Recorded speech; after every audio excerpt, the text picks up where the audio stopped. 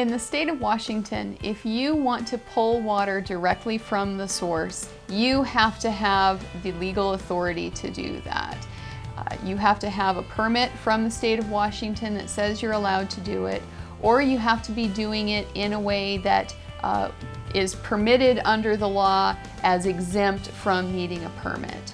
If you want to obtain a new water right and get a new certificate from the Department of Ecology, that's going to be challenging. There is a very long waiting period to be able to establish a new water right.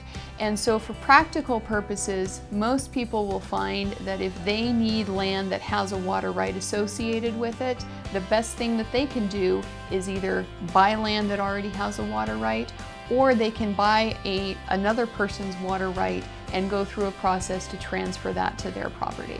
The first thing you need to know is what type of water right you're dealing with. Are you dealing with a right that has a certificate, or are you dealing with an exempt right? If you're dealing with an exempt right, there's really two things that you need to know. You need to know why it's exempt, and you need to know when it became exempt. The most common exemption in Walla Walla now is the domestic use exemption, and that can be different depending on whether your property was developed before or after September 5th of 2007. The rule went through a very dramatic change at that point in time that restricted the exemption for property owners after that date. If water rights are important to you in your decision to purchase this property, you need to do your due diligence before you close on that property. You need to know if there is a water rights certificate. You need to know what the historic use of that property has been.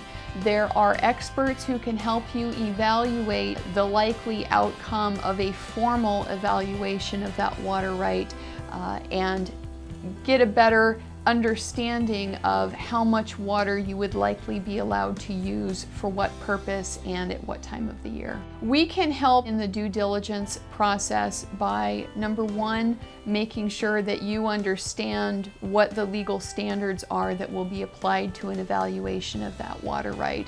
We also have relationships with a number of individuals who have some technical expertise in this field and who can take a good look at what your documentary and historic evidence would be to firmly establish the existence of your water right.